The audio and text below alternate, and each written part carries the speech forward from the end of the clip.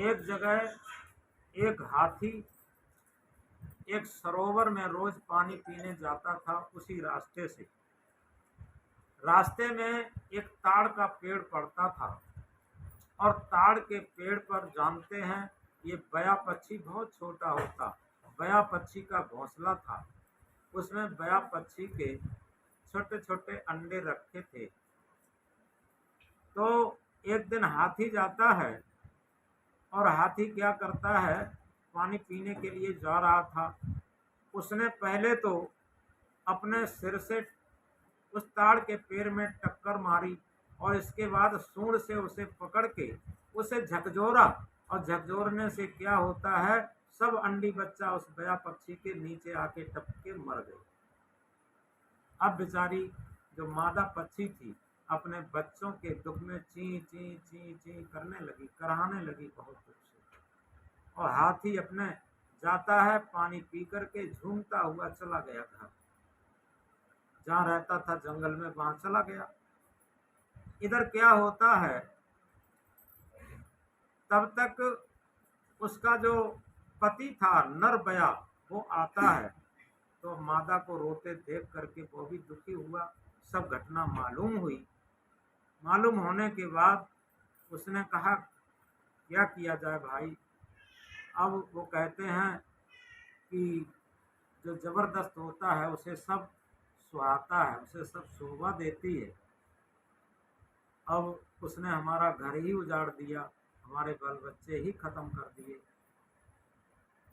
अब मादा को न रहा गया। उसने कहा चलो ठीक है, आज तो इतना हम घाटा बर्दाश्त किए लेते, इतना दुख कष्ट सह लेते हैं, आगे इस घर को हम छोड़ करके कहाँ जाएंगे।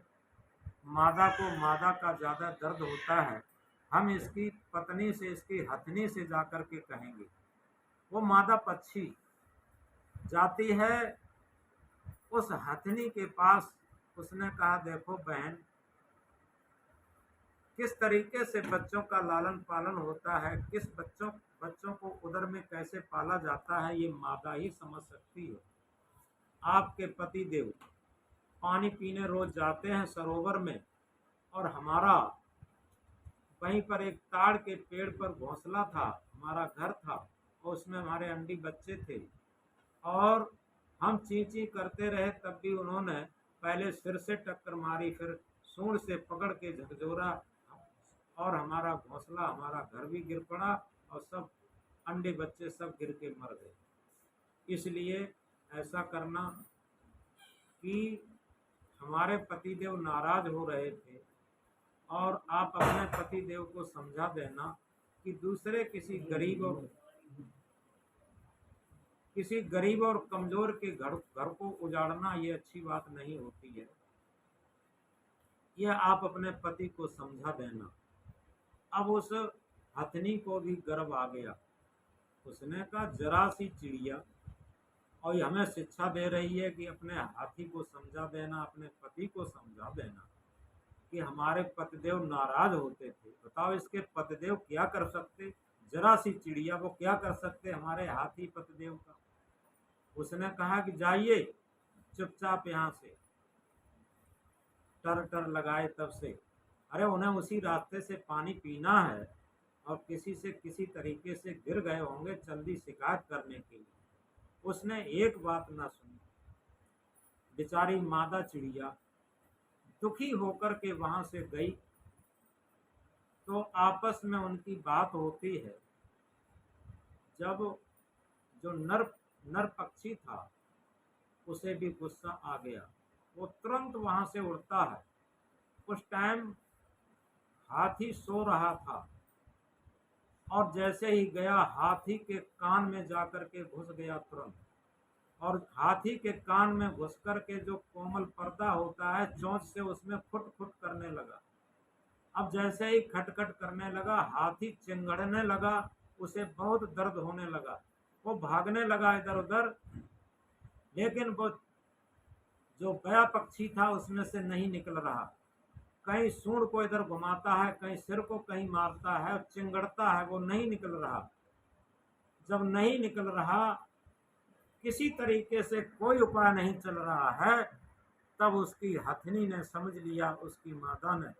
तब वो जाती है उसी ताड़ पेड़ पर और उसकी माता से निवेदन करती है, बहन मेरे पति की जान की रक्षा कर दो, और मैं संकल्प लेती हूँ आज से हमारे पतिदेव तुम्हारे घोंसले के पास तो बहुत बड़ी रही, ये रास्ता बदल देंगे, बिल्कुल आएंगे नहीं।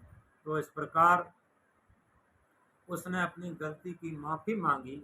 हथिनी ने उस छोटी चिड़िया के पीछे, उस छोटी छोटी सी चिड़िया के लिए, तो वो मादा पक्षी बया जाती है, अपनी भाषा में चींची चींची किया। वैसे ही वो नर पक्षी जो गया था वो हाथी के कान से निकल आया। जैसे ही निकल आया उसे आराम हो गया, और बाद में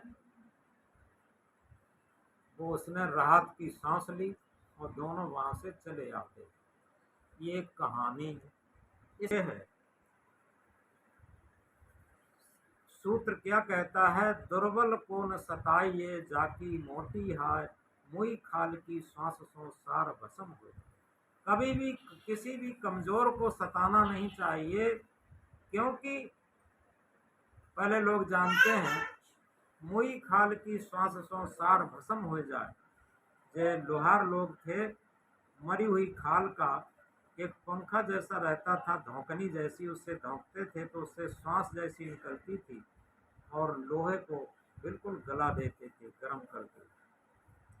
तो इसलिए याद रखें, कभी भी अपनी शक्ति का, धन का, पद का, प्रतिष्ठा का हमें दुरुपयोग नहीं करना चाहिए। जहां तक बन सके हम दूसरे का हित न कर सके तो अहित भी न करें।